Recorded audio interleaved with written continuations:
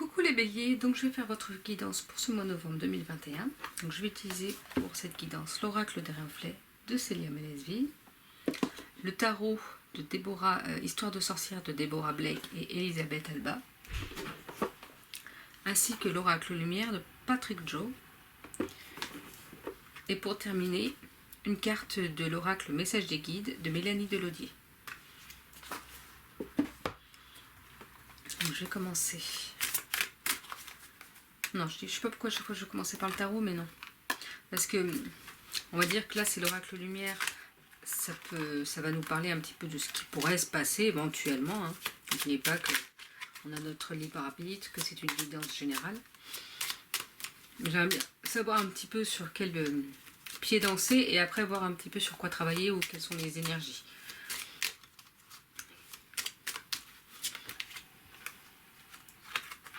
On vous parle de voyage pour vous les béliers. Donc n'oubliez pas que le voyage, c'est pas à l'autre bout du monde. Hein. Ça peut être à 5 km de chez vous, mais vous allez partir en voyage, soit prévu, soit pas prévu, soit aller dans un endroit que vous ne connaissez pas. C'est ça aussi le voyage, c'est aller dans un lieu qui n'est pas forcément très loin de chez vous, mais que vous ne connaissez pas. On vous parle des parents. Donc les parents, en fait, c'est vos parents, vos grands-parents, ceux qui vous ont élevé en gros. Et vous rappelez que c'est important de les remercier pour ce qu'ils ont fait pour vous. Je dirais pas les remercier forcément directement, mais que indirectement. Et même si c'est pas été des parents que vous avez trouvés qui étaient bons pour vous, c'est peut-être des parents qui ont été pas vraiment sympathiques ou je ne sais pas, vous n'avez pas apprécié l'éducation, et ben oui, mais ils vous ont aidé, c'est-à-dire qu'ils vous ont aidé à faire vos propres choix et à voir ce qui n'était pas bon pour vous et ce que vous ne souhaitiez pas pour vous non plus. Donc les remercier dans ce sens-là. Et on vous rappelle aussi que vous avez un certain devoir dans l'éducation, que ce soit de vos enfants ou même dans ce que vous partagez. Mais voilà, remerciez pour ce que vous avez vécu avant, même si ça n'était pas forcément positif tout le temps, parce que ça fait de vous la personne que vous êtes là maintenant. On vous parle de découverte. Donc est-ce que vous allez découvrir un pan de votre personnalité que vous ne connaissiez pas, ou une force intérieure, ou toute autre chose que vous allez découvrir, pas forcément en vous, mais autour de vous. On va prendre ces trois cartes là, je pensais pas en prendre autant, mais bon, il y a 2 fois voyage quand même. Donc, alors voyage à l'étranger, c'est pareil, c'est pas forcément à l'étranger, c'est peut-être, comme je vous disais, le lieu que vous ne connaissez pas, qui est étranger à vous. Mais pour certains béliers, vous allez peut-être vraiment voyager à l'étranger. On vous parle d'idées mélancoliques. Peut-être que le mois de novembre, après on arrive à l'automne, il fait peut-être moins beau et tout. Donc, parfois c'est pas facile, parfois on se sent pas bien. Donc là, eh ben, vous allez peut-être être un petit peu tristounet, voilà. Donc n'hésitez pas à faire des choses qui vous plaisent et peut-être justement à prévoir ce voyage pour vous ouvrir à autre chose, pour aller dans la découverte de quelque chose. Et on vous parle de clé du destin. Est-ce que ce sera pendant ce voyage-là que vous allez trouver une clé pour votre destin, une solution ou quelque chose à laquelle vous n'aviez pas pensé, ou vraiment quelque chose que vous cherchiez, savoir vers où vous devez aller. Et on vous dit que peut-être pour ça il faut voyager. Alors parfois on parle aussi de voyage intérieur, c'est-à-dire faire une introspection sur soi, savoir vraiment vers où on veut aller et comment y aller. Et c'est en faisant une introspection sur soi qu'on peut trouver la clé de notre destin. Mais là je pense que c'est peut-être plus ce voyage à l'extérieur.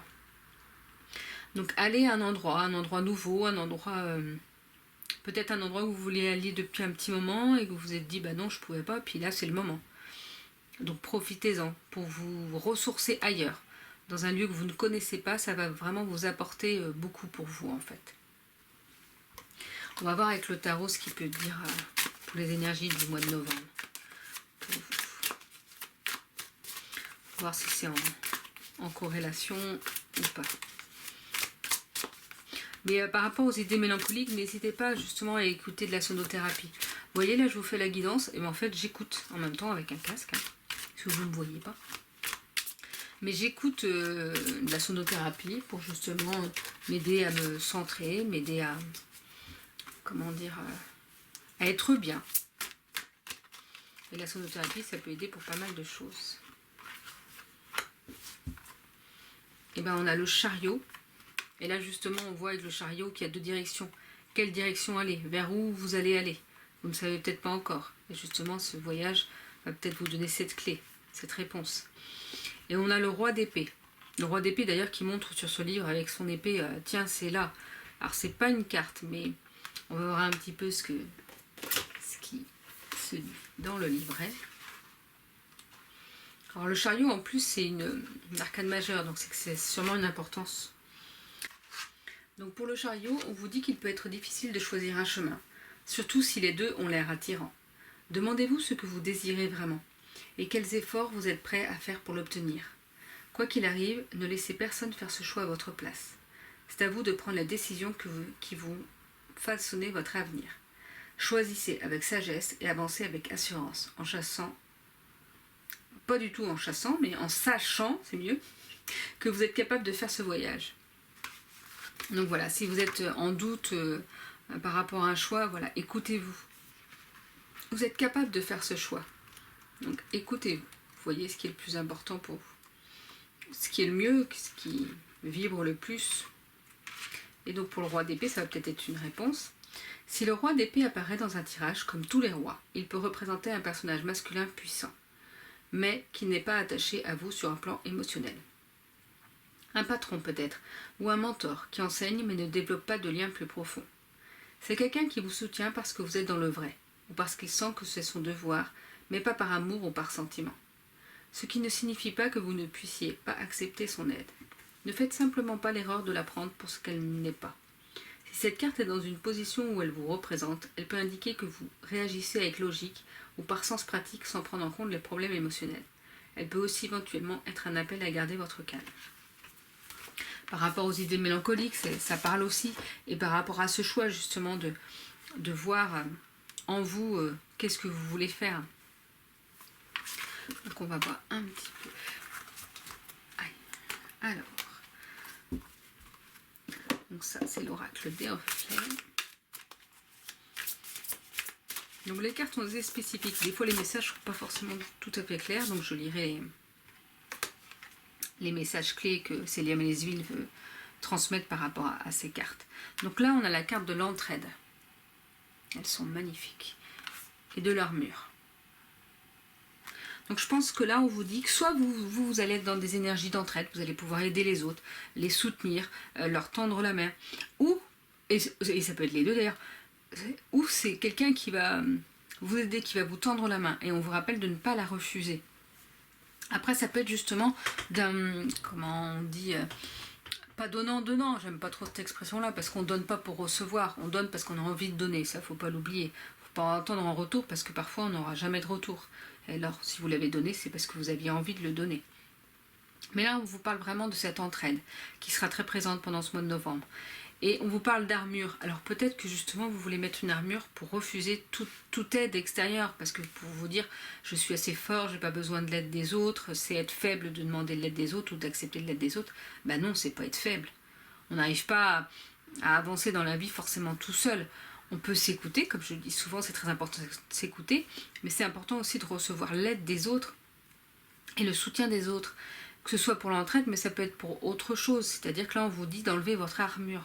Oui, vous êtes assez fort, mais vous pouvez enlever cette armure, vous pouvez avancer quoi qu'il en soit, sans vous bloquer, sans vous fermer aux autres aussi. Donc là je pense qu'il y a vraiment ça, ne vous fermez pas aux autres, tendez la main aux autres en acceptant soit l'aide, soit en aidant les autres, et enlever cette armure que vous avez autour de vous. Elle vous empêche d'avancer, elle vous empêche d'être qui vous êtes, et elle vous empêche d'aller bien. Donc on va voir avec le message guide.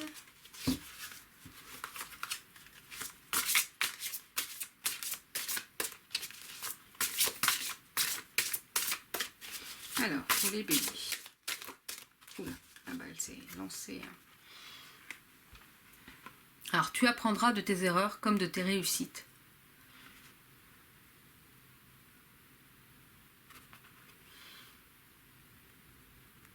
On ne voit pas trop là. Si j'avance trop, on ne voit pas. Donc là, on vous rappelle que voilà, on apprend en fait de tout. Parfois, on dit « Oh, j'ai fait des erreurs, c'était un échec. » Non, c'est pas un échec, c'est un apprentissage. Donc, on apprend aussi et nos erreurs, nos réussites. Et c'est pour ça qu'il faut avancer. Comme je vous disais tout à l'heure avec les parents et l'éducation qu'on pouvait avoir, qu'elle soit, quand je vous disais de remercier, c'est-à-dire même si elle était négative, justement, remerciez-les parce que vous savez maintenant ce que vous ne voulez pas reproduire. Et si elle était très bien, et ben remerciez-les. Comment dire pour ce qu'ils ont fait pour vous, mais vous pouvez les remercier d'ailleurs physiquement s'ils sont toujours présents, vos parents. N'hésitez pas à leur dire, parce que souvent, en plus, quand on est jeune, eh ben, on en veut aux parents, on les comprend pas, on est énervé contre eux, et puis après, c'est plus tard, quand on devient adulte, on se dit « Ah oui, d'accord, c'est pour ça qu'ils ont fait ça ». Donc, il ne faut pas hésiter à les remercier, même après. Donc voilà pour votre guidance, les béliers. Je vous souhaite une belle journée, et je vous dis à bientôt.